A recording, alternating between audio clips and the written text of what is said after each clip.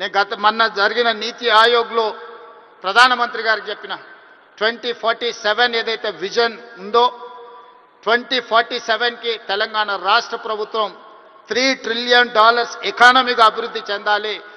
2035 లోపల $1 ట్రిలియన్ ఎకానమీగా తెలంగాణ రాష్ట్రాన్ని అభివృద్ధి పదం వైపు నడిపిస్తాం. 10 సంవత్సరాలు తిరిగే లోపల $1 ట్రిలియన్ ఎకానమీకి చేరాలన్నా 2047కి $3 ట్రిలియన్ ఎకానమీకి తెలంగాణ రాణించాలి అనంటే సినీ పరిశ్రమ గొప్పగా అభివృద్ధి చెందాలి. ఈరోజు హాలీవుడ్ అంటే అమెరికాకి వెళ్తున్నాం, బాలీవుడ్ అంటే ముంబైకి వెళ్తున్నాం.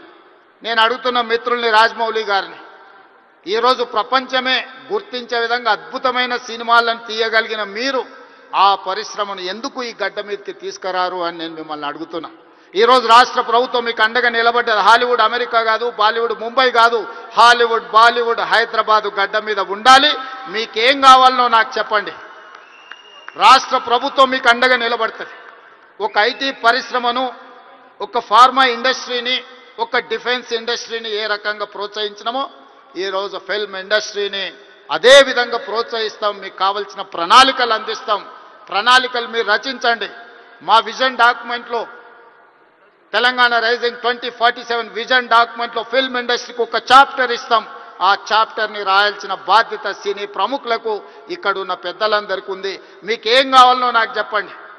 నేను ఈరోజు చెప్తున్నా, ఇక్కడ నుంచి 22 సంవత్సరాలు, ఈ 22 సంవత్సరాలు క్రియాశీలక రాజకీయాలలో నేను ఉంటా. ఏ హోదాలో ఉన్నా మీకు అండగా నిలబడతా. ఈ పరిశ్రమను అంతర్జాతీయంగా అభివృద్ధి చెందడానికి అవసరమైన అన్ని ప్రణాళికలను, అన్ని రకాల మిమ్మల్ని ప్రోత్సాహకాలను, మీకు అవసరమైన వసతులను ఏర్పాటు చేయడానికి తెలంగాణ రాష్ట్ర ప్రభుత్వం సిద్ధంగా ఉంది. ఈరోజు vision document Telangana means business. Telangana ఎవరైనా రావచ్చు, ఎవరైనా వ్యాపారం చేసుకోవచ్చు, ఎవరైనా వ్యాపారంలో రాణించవచ్చు. ప్రపంచ దేశాల నుంచి ఈరోజు ఫార్చ్యూన్ 500 కంపెనీస్లో 85 కంపెనీల ఫుట్ఫాల్స్ ఈరోజు తెలంగాణ రాష్ట్రంలో ఉన్నాయి. దేశంలో ఏ సిటీలో కూడా 500 ఫార్చ్యూన్ కంపెనీలలో 85 కంపెనీలు ఉన్న సిటీ హైదరాబాద్ సిటీ.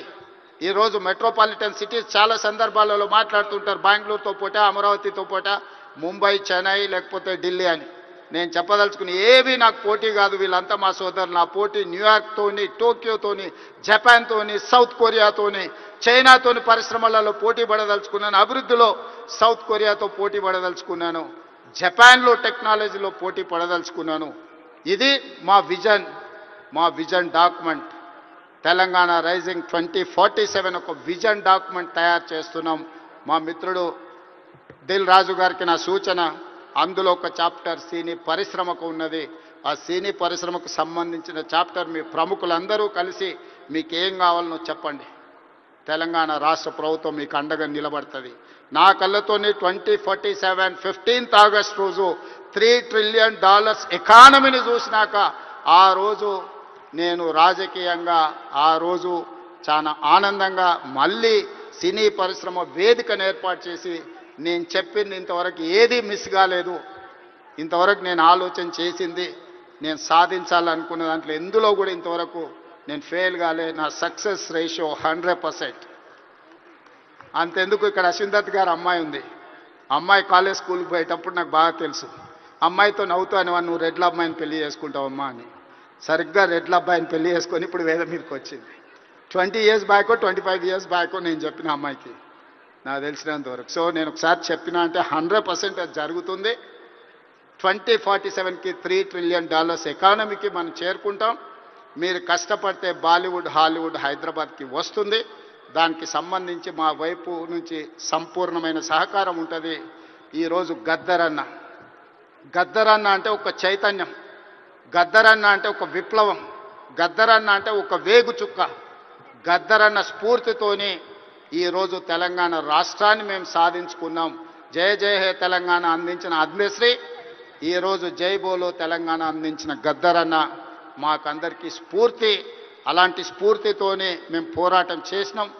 ఈ పోరాటం ప్రజల కోసమే, ప్రజలకు అవసరమైన సంక్షేమాన్ని, అభివృద్ధిని అందించడానికి నిత్యం వారిని స్ఫూర్తిగా తీసుకుంటాం. ఈరోజు తెలంగాణ గద్దర్ ఫిల్మ్ అవార్డ్స్ తీసుకున్న వాళ్ళందరినీ కూడా నేను మనస్ఫూర్తిగా అభినందిస్తున్నా. ఈ తెలంగాణ నిర్మాణంలో, ఈ తెలంగాణ అభివృద్ధిలో మీరందరూ భాగస్వాములు కావాలి. గతంలో ఏమైనా అంశాలు ఉన్నా వాటన్నిటిని పక్కన పెట్టండి. మనందరం కలిసికట్టుగా అభివృద్ధి పదం వైపు నడవాలి. మరొక్కసారి నందమూరి బాలకృష్ణ గారిని వారు ఒక మాట చెప్పిండ్రు నాకు చెప్పమని.